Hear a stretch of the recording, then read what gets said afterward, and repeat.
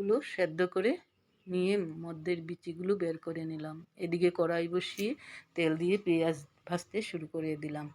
পেঁয়াজগুলো ভাজা হয়ে যাওয়ার পর কাঁচা লঙ্কা এবং কারকুলের বিচিগুলো দিয়ে ভাজতে শুরু করে দিলাম। কিছুটা লাল লাল হয়ে যাওয়ার পর স্বাদ মতো লবণ, হলুদ গুঁড়ো এবং বেশ অনেকটা পরিমাণ শুকনো লঙ্কার গুঁড়ো দিয়ে দিলাম, কারণ তার মধ্যে শীতল দেব, আর শীতল দিলে একটু ঝাল ঝাল না হলে খেতে ভালো লাগবে না। তাই অনেকটা পরিমাণ শুকনো লঙ্কার গুঁড়ো দিয়ে ভালো করে ভেজে নিলাম। তারপর ভাজা হয়ে যাওয়ার পর মধ্যেখানে শীতলটা দিয়ে একটু ঢেকে দিলাম। এদিকে আমার রেডি হয়ে গেল পুর। সকালবেলা চা খাইনি, তাই চা করে নিয়ে চা খেতে বসে গেলাম।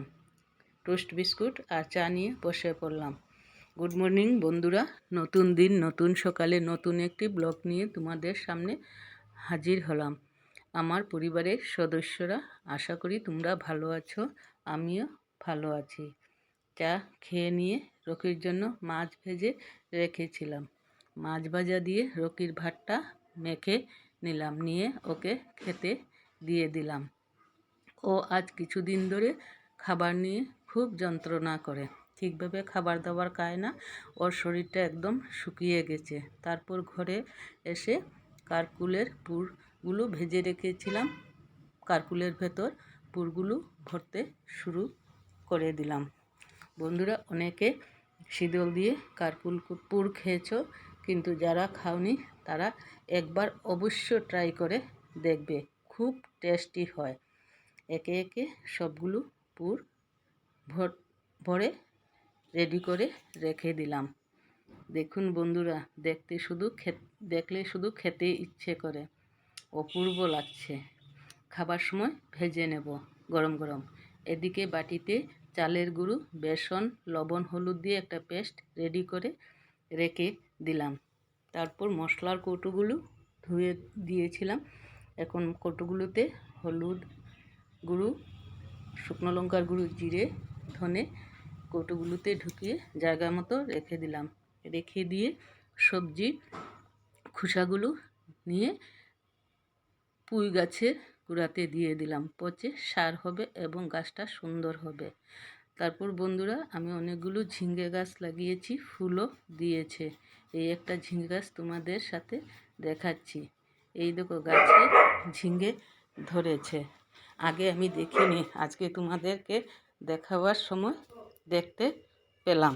গাছ লাগালে গাছে কম বেশি ফল দেবেই, গাছ বেইমানি করে না। তারপর বাড়ির জাবড়াগুলো আমি বাড়ির পাশেই একটা জায়গাতে জমা করে রাখি। আজকে রৌদ্র দিয়েছে, তাই ভাবলাম সেগুলো পুড়িয়ে ছাই করে নিই। ছাইগুলো গাছের গোড়াতে দেওয়া হবে, আর রাস্তার সাইডটাও পরিষ্কার হবে, বাড়িটাও পরিষ্কার হবে। তারপর আমি স্নান করে ঘরে চলে আসলাম গরম গরম পুরগুলো বানাবো বলে। কড়াইতে তেল দিয়ে আমি একে একে কারকুল পুরগুলো দিয়ে দিলাম। গ্যাসের আঁচটা কমিয়ে দিয়েছি।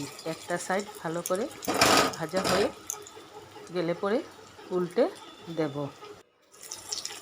উল্টে দিলাম, একটা সাইড ভালো করে ভাজা হয়ে গেছে। এদিকে রান্না করেছি ভাত, ঝিঙে, কাঁঠাল বিচি, মকা মাছ দিয়ে তরকারি, আর শীতল দিয়ে কারকুল পুর বানিয়েছি। বন্ধুরা, দেখুন কি অপূর্ব হয়েছে, খেতেও খুব ভালো হয়েছে। খাওয়া দাওয়ার পর বাইরে গিয়ে দেখি আকাশে মেঘলা করে আছে, টিপ টিপ করে বৃষ্টি পড়ছে।